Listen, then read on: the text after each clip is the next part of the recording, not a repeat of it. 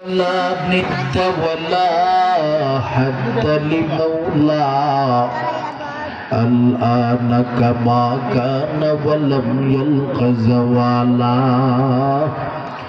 الآن كما كان ولم يلق زوالا لا شبه ولا مثل ولا كفو لمولى لا والد لا والد لا عم وخالا لا والد لا والد لا عم وخالا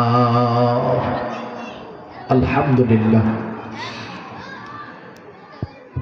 আদমপুর মধ্যপাড়া বাইতুল আমান জামে মসজিদ আদমপুর আউরারচর আখাউড়া ব্রাহ্মণবাড়িয়া এর 10ম বার্ষিক ওয়াজ ও দোয়ার মাহফিলের আজকের সম্মানিত সভাপতি হাফেজ মাওলানা সুহাইল মোকাররম বিজয়নগরী সাহেব, আজকের মাহফিলের আমার পূর্ব মুহূর্তে যিনি বয়ান করেছেন হযরত মাওলানা কারি আবুল হাসান মুখলিসি সাহেব, আরও বয়ান করেছেন মুফতি হেলাল উদ্দিন সাহেব, আরও বয়ান করেছেন এলাকার সাধারণ যারা বিভিন্ন মসজিদের ইমাম সাহেবগণ রয়েছেন, ওনারাও বয়ান করেছেন, বিভিন্ন মাদ্রাসার মুহতামিম সাহেব রয়েছেন, মাদ্রাসার শিক্ষকগণ রয়েছেন, ওনারাও কথা বলেছেন।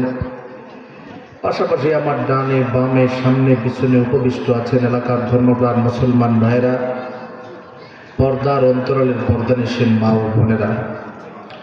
সর্বপ্রথম মহান রব্বুল আলামিনের দরবারে অসংখ্য অগণিত শুকর ওয়া সুজুদ, যিনি আমাদেরকে এই আদমপুর এলাকার মধ্যে হাজারো ইমানদার মুসলমান ভাই থাকার পরেও তাদের থেকে নির্বাচিত করে বড় মূল্যবান সুন্নতি মজলিস জান্নাতের বাগানে আসার এবং বসার তৌফিক দান করেছেন।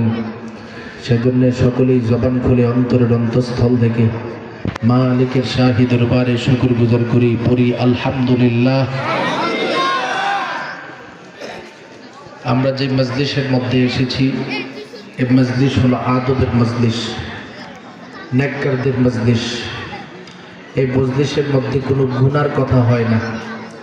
যতক্ষণ পর্যন্ত মুমিন বান্দারা এই মজলিসের মধ্যে বসা থাকে ততক্ষণ পর্যন্ত মুমিনদের আমল নামায় নেক লিপিবদ্ধ হতে থাকে। সুবহানাল্লাহ বলেন। তার মানে সর্বশ্রেষ্ঠ মজলিস হিসাবে যেটাকে আমার নবী ঘোষণা দিয়েছে, এটার নামই কোরআনের মজলিস। আমরা যেহেতু এসেছি আদবের সাথে কথা শ্রবণ করার চেষ্টা করব। ডানে বামে যারা আমাদের বাচ্চারা রয়েছেন, ছোট ছোট বাবুরা রয়েছেন, তাদেরকে আমরা সকলেই চুপ রাখানোর চেষ্টা করব ইনশাআল্লাহ।